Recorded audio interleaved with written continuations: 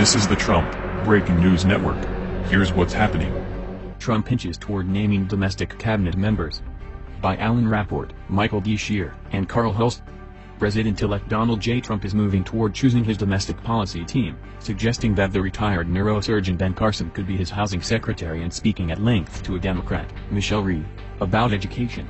Meantime, Mr. Trump suggests that his son-in-law will bring peace to the Middle East and seems to reverse tack on climate change. Ben Carson, housing secretary? Through his spokesman, Ben Carson has said he does not have the experience to run a major federal agency, yet there he was, cozying up to be the next Secretary of Housing and Urban Development. What a neurosurgeon knows about housing policy is not clear, but Mr. Carson is clearly in the running. Well, you know our inner cities are in terrible shape, and they definitely need some real attention, he told Fox News on Tuesday. You know, there have been so many promises made over the last several decades and nothing has been done. The Housing Post was one of the offers that's on the table, Mr. Carson confirmed. The Morning Joe effect. Another name surfacing for a domestic cabinet post? It's former Representative Harold Ford Jr., a moderate Democrat, as possible transportation secretary. Why Mr. Ford?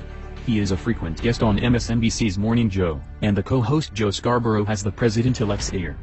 A Democratic education reformer defends her dance with Trump.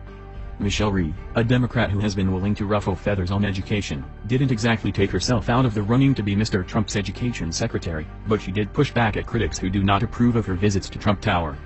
Backlash brews as Trump backs away from locking her up. Mr. Trump, as it turns out, didn't care all that much about Mrs. Clinton's private email server. Broken Promise, blared Breitbart, the conservative website that promoted Mr. Trump's candidacy and gave him the mastermind of his campaign, Stephen K. Bannon. The conservative provocateur Ann Coulter was no more subtle. Judicial Watch, the conservative legal organization that has doggedly pursued Mrs. Clinton and former President Bill Clinton, also chimed in. Donald Trump must commit his administration to a serious, independent investigation of the very serious Clinton national security, email, and pay-to-play scandals. If Mr. Trump's appointees continue the Obama administration's politicized spiking of a criminal investigation of Hillary Clinton, it would be a betrayal of his promise to the American people to drain the swamp of out-of-control corruption in Washington. Ms. Conway said Tuesday that it was now Mr. Trump's intention to move beyond the issues of the campaign and focus on the task of running the country instead. If Donald Trump can help her heal, then perhaps that's a good thing, Ms. Conway said on the MSNBC's Morning Joe. Of course, the Attorney General is supposed to be independent, but things may not work the usual way with President Trump. I think when the president-elect, who's also the head of your party, tells you before he's even inaugurated that he doesn't wish to pursue these charges, it sends a very strong message, tone and content to fellow Republicans, Ms. Conway said. Rudolph W. Giuliani, the former New York City mayor who is expected to serve somewhere in the new administration, told the news media at Trump Tower that the president-elect was making a tough call. Look, there's a tradition in American politics that after you win an election, you sort of put things behind you, Mr. Giuliani said. And if that's the decision he reached, that's perfectly consistent with sort of a historical pattern of things come up. You say a lot of things, even some bad things might happen, and then you can sort of put it behind you in order to unite the nation. So if he made that decision, I would be supportive of it. I'd also be supportive of continuing the investigation. That's a lot of pressure on a son-in-law. But Mr. Trump has lofty ambitions. Leading candidate for defense secretary doesn't like waterboarding. James Mattis, a former Marine Corps general, is no fan of waterboarding, which could present problems if he becomes Secretary of Defense. Why? Because the president-elect is a really big fan. A reversal on climate change? As recently as Monday night, President-elect Trump said in a video that he would scuttle President Obama's energy and environmental regulations, put in place to fight climate change, to unleash coal and hydraulic fracturing. Yet in his meeting Tuesday with Times reporters and editors, he seemed to soften on climate change, which he used to call a hoax. Democrats plot a comeback. Donna Brazile, the interim chairwoman of the Democratic National Committee, took to Medium to make the case that Democrats need not panic, but they do need to get back to work. On the one hand, she noted, we must never forget that, for the sixth time in the last 7 presidential elections, our nominee won the popular vote. As of this writing, our candidate is ahead in the vote count by nearly 2 million votes. We gained new seats in the U.S. House and Senate, though not enough to win a majority in either chamber of Congress. On the other, with Republican gains in state legislatures, the party is working off a structural disadvantage, she explained. In Wisconsin, where the presidential vote margin was only 27,000, as many as 300,000 voters didn't have the photo ID that was now required. In North Carolina, there were 158 fewer early voting locations in 40 counties with large African American populations. It was no accident that black voter participation in early voting declined by 16%.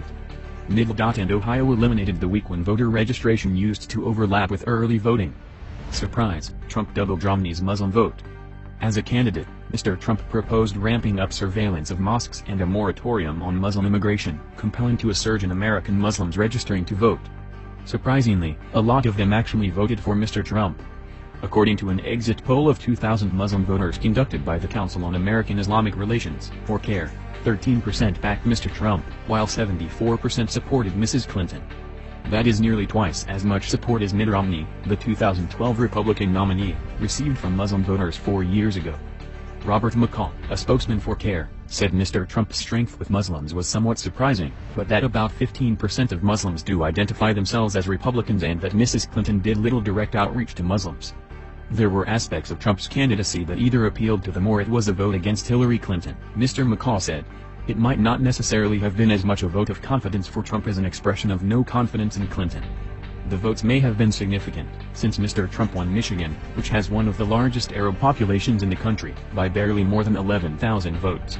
Some Muslims of Syrian descent voted for Mr. Trump, believing he would support President Bashar al-Assad of Syria. More broadly, there may have been a Sunni-Shiite split in the Rust Belt, where Shiites more generally favored Mr. Trump. Did Trump Foundation admit wrongdoing? David Fahrenthold of The Washington Post continues his dogged pursuit of the Trump Foundation, reporting Tuesday that the president-elect's charitable organization has apparently admitted that it violated the legal prohibition against self-dealing. That prohibition prohibits non-profit leaders from using their charities' money to help themselves, their businesses, or their families. The news came in a tax filing for 2015 that was posted on the non-profit tracking service Guidestar on Monday, less than 2 weeks after Election Day. A popular decision, taking into account the popular vote? Mr. Trump famously told the world and Mrs. Clinton during a presidential debate that he would appoint a special prosecutor if elected with the express purpose of putting his political opponent in jail. There may be a practical reason the new president would pull back. The latest tally shows Mrs. Clinton leading Mr. Trump in the popular vote by 1,754,204 votes. Pursuing her might not prove very popular. Nancy Pelosi is showing some nervousness. Her leadership is being challenged. The complaints about an aging slate of commanders are growing louder. So Representative Nancy Pelosi of California, 76, the House Minority Leader, has issued a plan.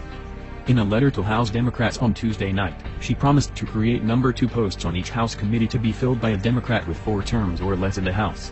When the post of Assistant Democratic Leader, now filled by Representative James Clyburn of South Carolina, who is also 76, is vacant, it will be filled via an election with a member who has served 3 terms or less. The number 2 House Democrat, Representative Steny Hoyer of Maryland, is 77. Other offers were made along with a vow to fight any effort by the Republican leadership and Mr. Trump to privatize the Veterans Affairs hospitals and add private insurance vouchers to compete with fee-for-service Medicare.